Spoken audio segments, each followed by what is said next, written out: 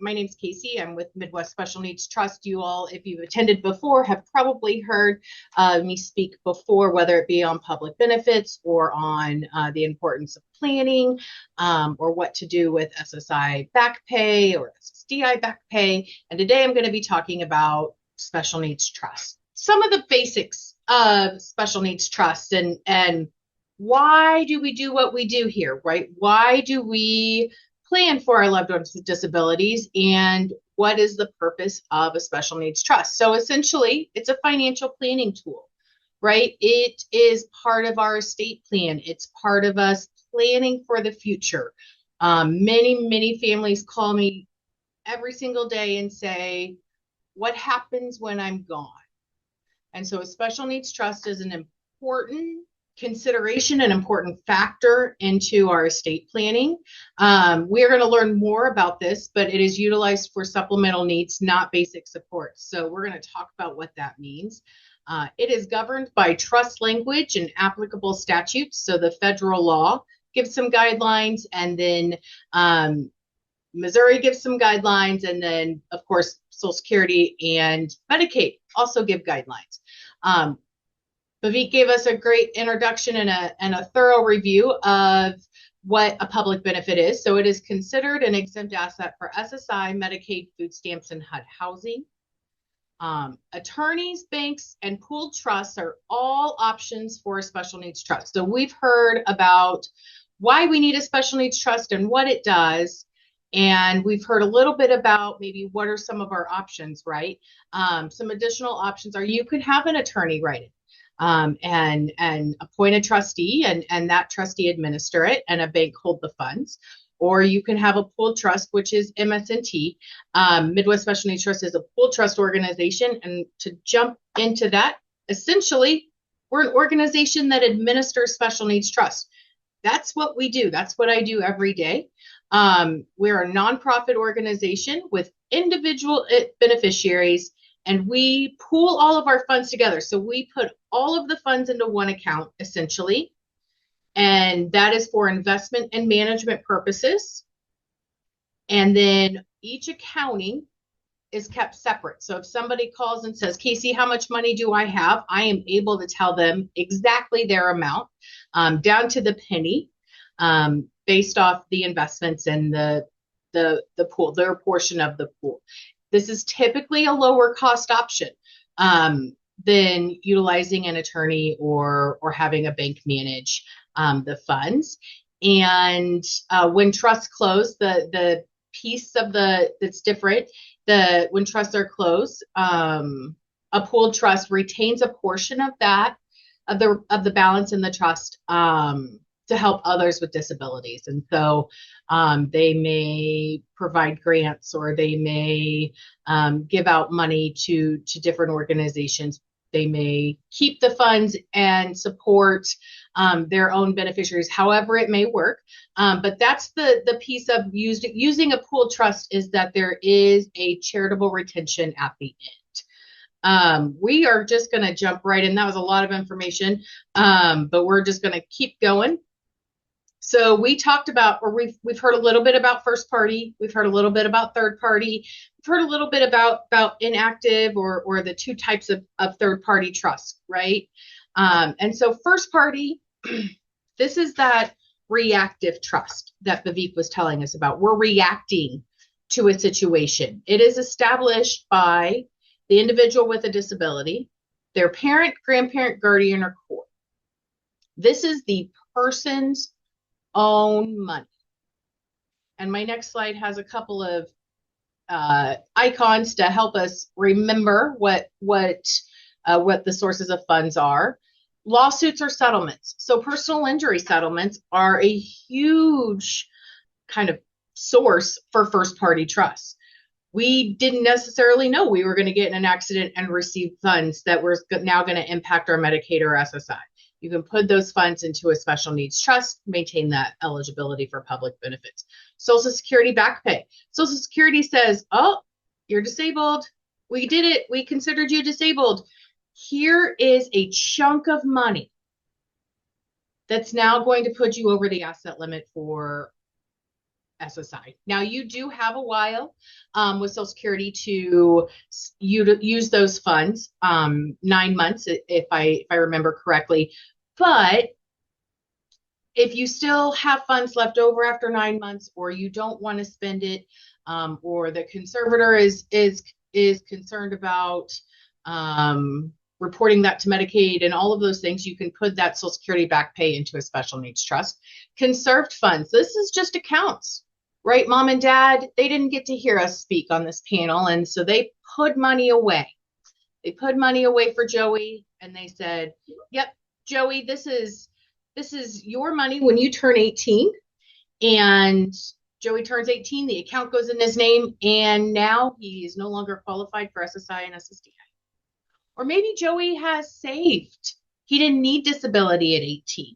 He became disabled later in life, or whatever the circumstances may be, and now he needs to qualify. You can put those funds into a first party trust. And then unplanned inheritances. It is so important that we don't disinherit our loved ones with disabilities. I cannot express it any more than I already do on a regular basis. We don't disinherit our loved ones with disabilities. There are special needs trusts, estate planning, there's able accounts, there's all kinds of ways to save, and have been for a very, very long time. When I started in this career 15, 20 years ago, I was still hearing people say we disinherit our loved ones. We don't, right? We've learned all of the ways to do that. And it is important that if grandma and grandpa didn't get to hear us speak, and now Joey has funds in his name, he needs a special needs trust. So these are some of the ways that a first party trust can be funded. Some additional notes about first party trusts. They are irrevocable. Once they are established and funded, you can't change it. What you said goes. What the donor said, what the beneficiary said, who is the donor, right? Because it's the beneficiary's money, so they are donating. They are the donor, essentially, to the special needs trust. They can't make any changes. They also can't call the trustee and say, I hate you, I'm going to close my trust. That's not how it works. And we get that call, right? Still can't change the terms of the trust and cannot close it because the beneficiary got mad at the trustee. There is a Medicaid payback provision. First party trusts are established with the beneficiary's own funds. Medicaid says those were once your funds, and you put it in a special needs trust. Once you pass away or the trust closes for any other reason, we want what's in that trust. We want it. It was once yours, and we paid for things on your behalf, right? So we want it when the trust is no longer there. So that's the Medicaid payback, and it is required by law that the Medicaid payback be there. The first party trust must be approved by the Social Security Administration and Medicaid. So SSI has pages and pages and pages of rules related to special needs trusts, and how it should be written, what court orders look like, how much a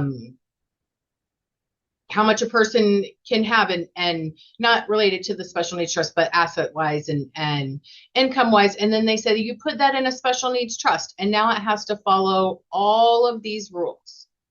Does the trust document that's written, does it meet the rules of Social Security?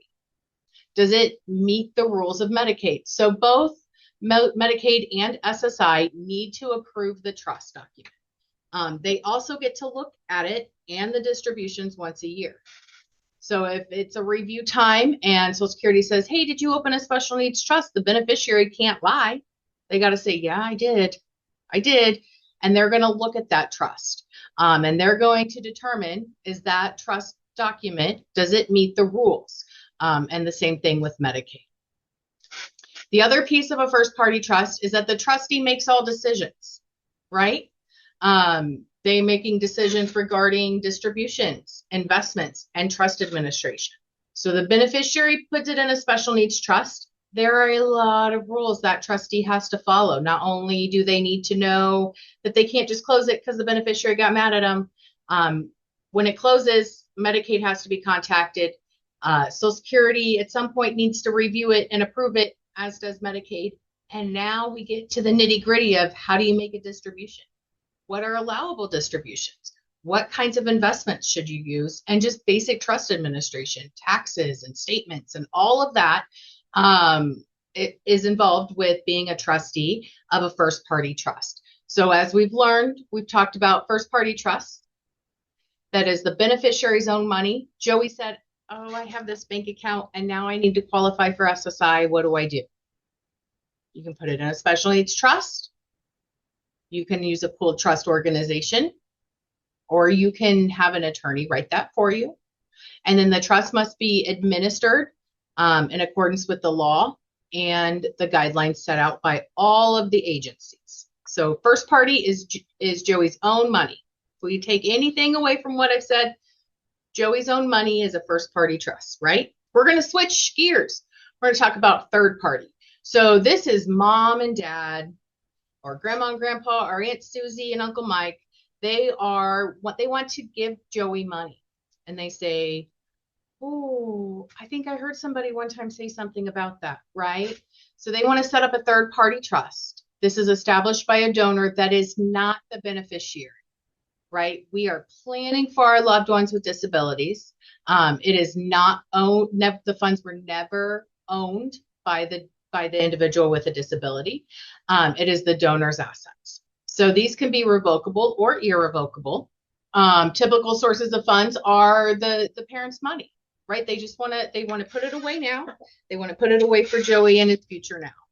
Life insurance policies are a very common way to fund a special needs trust, a third party special needs trust.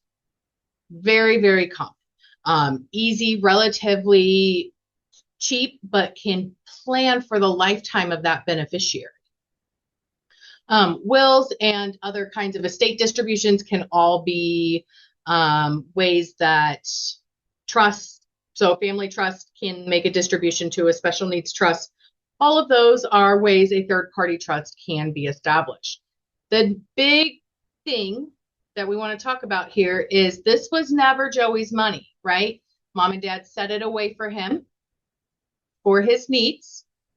And so Medicaid says, oh, well, that wasn't Joey's money. We don't get any claim on it. Third party is mom and dad or somebody else's money for the beneficiary, and Medicaid at the end of the trust does not get to be paid back with those funds. At the beneficiary's death, assets are distributed per the donor's wishes. So donor can, instead of having Medicaid payback, donors can say, we want it to go to Joey's sister and our niece and the agency that took care of Joey while he was living. All of those things, all of those remainder beneficiaries can be listed in that trust document. The other piece of this is that it can be revocable or irrevocable. When the donors pass, it does become irrevocable. So at some point, Joey, being the beneficiary, can't get mad at the trustee and say, I want to close it, or I want to change the terms of it, right? That's not allowed. And the other piece is it still has to be approved by the Social Security Administration. They likely will just read it. They do want to know that it is being administered correctly and distributions, but Vivek was correct that they are less looked at by Social Security and Medicaid than first party, right? So a little less oversight by the governing agencies than a first party trust, because that is the beneficiary's funds, but they still want to know about it. They still want to know the types of distributions, because distributions can count as income. We learned what income was just a few moments ago, and distributions from a special needs trust can still count as income, even if the trust itself is an exempt asset. Inactive is a word that we use here at our organization. I've heard them called lots of different things, but essentially it is that pre-planning piece. So it is just like a third party trust, and it is not funded until the donor's death. So this is a great way for life insurance policies. You fill out your life insurance paperwork, you pay your premiums each month, and the beneficiary in your life insurance is a special needs trust for Joey Jones. And it is the simplest, easiest way to plan. I'm just going to put that out there. The inactive trust is a great way. You can close it if you decide that you don't want to need, or Joey doesn't need a special needs trust, or you're going to do something different. This is a very easy trust to just say, nope, I'm terminating it. I'm done. We don't need it. We see it a lot with parents and grandparents. They are planning for their loved one. They're filling out the documents. Everything is taken care of. And then they don't have to worry about what happens when they're gone because they've already told the life insurance company where to send the check. Right? We are making it as easy as possible because we want them to have, we don't want family members to have all of that worry all of their life. Right? The inactive allows for family members not to be concerned with what's going to happen when they're gone financially. That way, Joey's supplemental needs, which we'll get to in just a second, are going to be met. So we've learned about first party. That's Joey's own money. There's a Medicaid payback provision at the end. We've learned about third party. That's mom and dad's money that they left to Joey. There's no Medicaid payback. Right? But how do they work? What are allowable distributions? What are all of these rules that Social Security and Medicaid have come up with, and how do we navigate that as a trustee or as a family member or somebody who is working with a special needs trust trustee, and you want to know maybe why they said no? Why did the trustee tell me that my brother couldn't have this? So let's look at some of the allowable distributions. So you see on here, we have medical expenses. Medical expenses not covered by Medicare and Medicaid. We have dental expenses. So again, when I started 20 years ago, dental wasn't covered by Medicaid, and it's not covered by Medicare either. Since then, in the last decade or so, 8 years, dental has been covered by Medicaid, but only a little bit. Your cleanings and your extractions. What happens when you get all your teeth out? You don't have any dentures. You don't have any teeth, right? So who's going to pay for your dentures? The special needs trust can pay for the dentures. What if our beneficiary needs additional rehab or therapy? Supplemental support services, extra case management, extra nursing, all of those things are allowable expense. Medicaid says, yep, you can have nurses in your house from 8 to 4 every day. But what if Joey really, really wants somebody or maybe needs somebody at bedtime? He's okay from 4 to 9, but at bedtime, he really needs somebody there to assist. Medicaid says, nope, we're not going to do that. Who's going to pay for those extra times of the caregiver? Home modifications, ramps into homes. We've had cabinets lowered. We've had cabinets raised. I've put in every type of flooring available. We've put on safety devices. We've done bathroom modifications. I just did 2 bathroom modifications for 2 young ladies who were in their kind of mid to late teens, living with their parents. And they said, I am tired of sharing a bathroom with my parents, and I just want to be able to play and put on my makeup and dote on myself in the mirror. But the bathroom wasn't accessible for either of them. And so we were able to do home modifications. They had enough funds in their special needs trust to be able to modify the bathroom to meet their every need, both right now and in the future. Clothing is an allowable expense. Everybody needs clothes, right? Grandma, grandpa need clothes. Joey needs clothes. And we all need new clothes, or we need fresh clothes. Everybody needs PJs. Everybody needs a pair of slippers and some tennis shoes, right? Clothing is an allowable expense. Cable, internet, and phone, all telecommunications are allowable expenses. Education, so supporting either those returning to school or going back to school or starting school as an adult, Or we have those young folks, right, who are 17, 18, 19, 20, 21, and they're just getting their life started. They're so excited. They got accepted to the university. They get to live on campus. Who is going to pay for that? Right?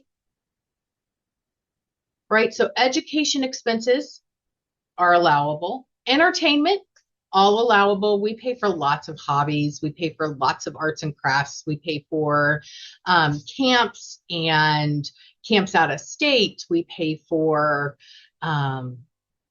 lots of like Artists First. That's an agency there in St. Louis, right?